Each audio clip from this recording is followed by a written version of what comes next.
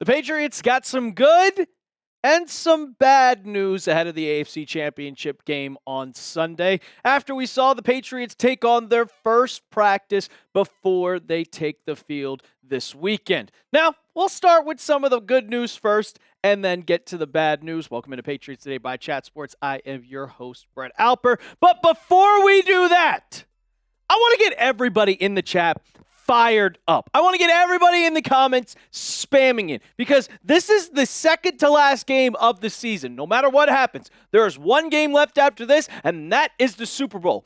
This game means everything. So let's end Denver's season. Type down in the comments, F Denver. I am tired of hearing these Broncos fans. You saw the video I posted earlier today. They are delusional. So go down, let everybody know, F Denver. Let's start with the good news. And it was kind of a deja vu from last week. Last week, we got Christian Gonzalez going in limited in practice with concussion protocol. And this week, the other cornerback, Carlton Davis, he was in concussion protocol, but he practiced today. He is in the red non-contact jersey. And I will say, this is absolutely incredible. This is great because there were some question marks. We didn't get any info on Monday on whether or not Carlton Davis was going to practice. We had no idea if he was going to be available on Sunday, and we know how good he is playing. So, because he's in the red jersey, this puts him on the same path as Gonzo was last week. We saw Christian Gonzalez be limited on Wednesday and then full participant Friday or Thursday and Friday and later played on Sunday. So you have to assume that he is on the same path to play. And if you guys don't remember, I showed you this chart just a week ago. All of the phases of concussion protocol. Phase 1, 2, 3, 4, and 5. And right now, it's a good thing because Carlton Davis has passed phase 1, phase 2, phase 3, and he's up to phase 4. Because since he's in the red jersey, we saw last week that he is in phase 4 of concussion protocol. So he is expected to probably pass this, be a full participant either on Thursday or on Friday, and then gear up to play. We will still find out if the Broncos injuries, if they have anybody in concussion protocol, we shall see. But when it comes to Carlton Davis, we need him. He was perfect, almost perfect against the Texans last Sunday. I mean, 4 tackles, he was targeted 6 times and only let up 2 receptions, 2 interceptions, and 2 pass breakups, and a coverage grade. And we've talked about Carlton Davis, how he has been a little iffy throughout the entire regular season while he turned it on for the postseason. An 89 coverage grade.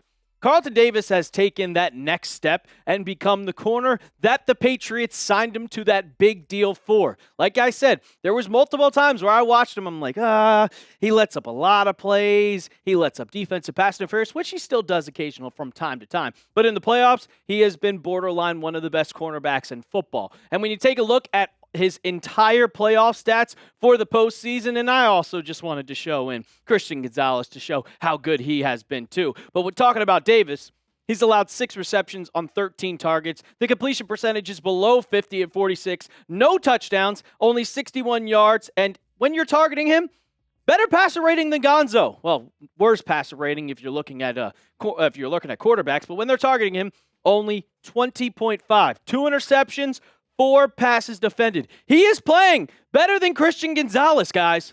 That is saying something for Carlton Davis. And I talk about Gonzo being the best cornerback in football.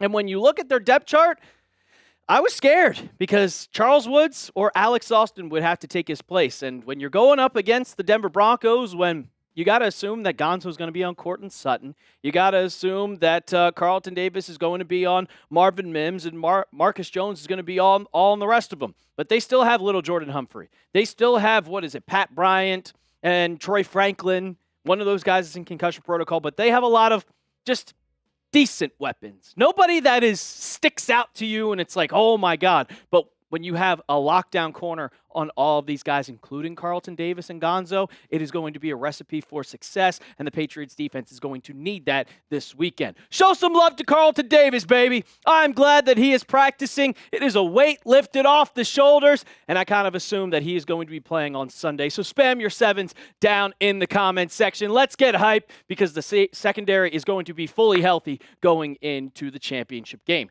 Now on the backside of the show, Well, we got some good news coming with injuries, but we also got some bad news in who is not practicing for the Patriots. And I kind of expected him to, but that did not happen. We'll get into that in just a second. But first, I got to tell you about our sponsor of today's show, and that is PrizePicks. The big game is almost here, and there's no better way to cash in during America's biggest sporting event than on PrizePicks, where it always feels good to be right. And since the big game is right around the corner, that also means it's your last chance to get into football action before next season. So close the season out right with PrizePicks by getting $50 instantly in lineups when you play your first $5. PrizePicks is simple to play. Just pick more or less than 2 to 6 player stat projections, and if your picks are right, you can cash in. There's also a new feature on PrizePicks, early payouts. If your player gets off to a hot start, you may have the option to cash out those winnings before the game even finishes.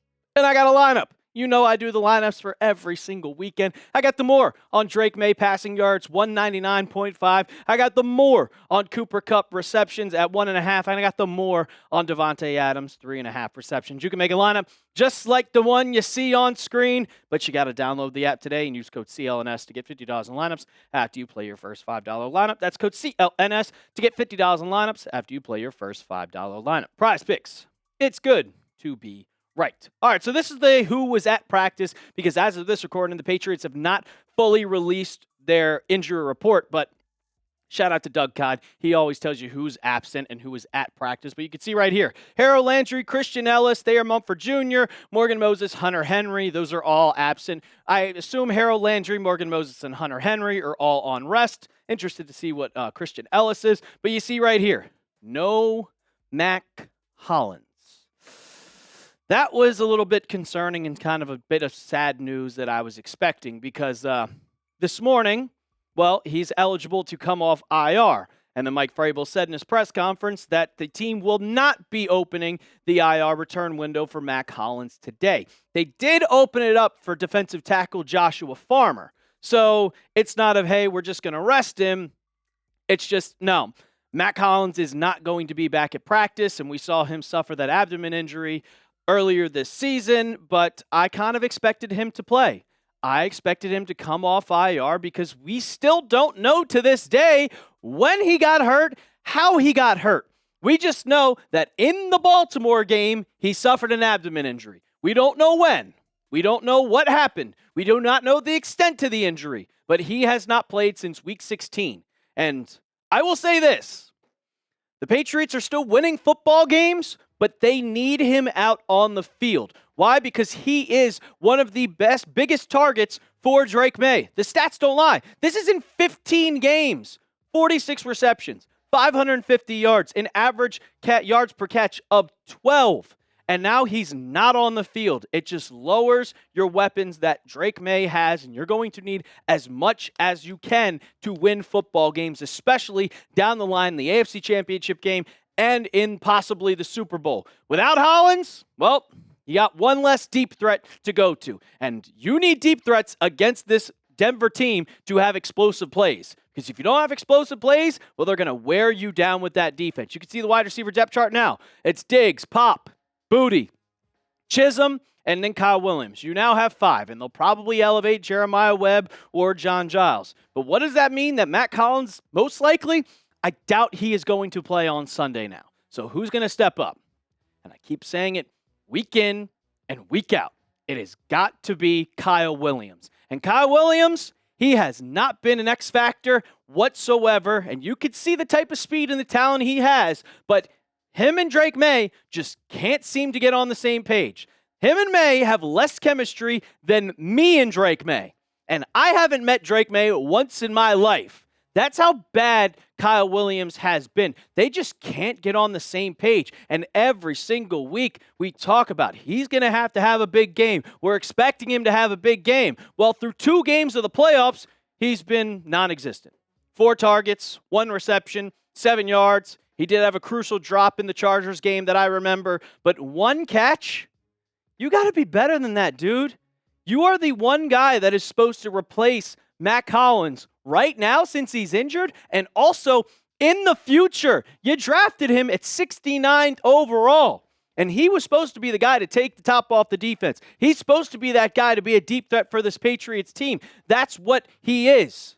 And now that Mack Hollins is out, he's got to expedite the process, but he has not been And there's a reason why Mack Hollins has been such a key factor for this team, and nobody expected it because everybody expected Kyle Williams, and Kyle Williams has been a non-factor. So something's got to change. I don't know what it's going to take, but throughout the first season of his career, he has been a disappointment. And I want him to be better. I want him to be better, and hopefully in his second season, he better be better, or the Patriots are going to be getting rid of him just like that. Because they got Efton Chisholm, and how much I love him, he's only 5'10". You can't throw a deep ball up to him and expect him to moss people. Simple as that. I expect Kyle Williams to moss people, and just his breakaway speed is unbelievable. So I'm a little worried, especially in the championship game. I was expecting Mack Hollins to be back, and now he's not. I don't think he's going to play. If he's not practicing on Wednesday, even in a limited capacity, you can't expect him to come off IR this quickly. So, I don't know. Are you worried about Kyle Williams, though? Let me know down in the comments. Give me a Y for yes, or give me an N for no. And while you're down there, hit that sub button. We keep you up to date with all the Patriots news and rumors, including injuries, including previews. We'll be going live tomorrow to preview the Patriots Broncos game. So hit that sub button right now. And as always, let's go Pats.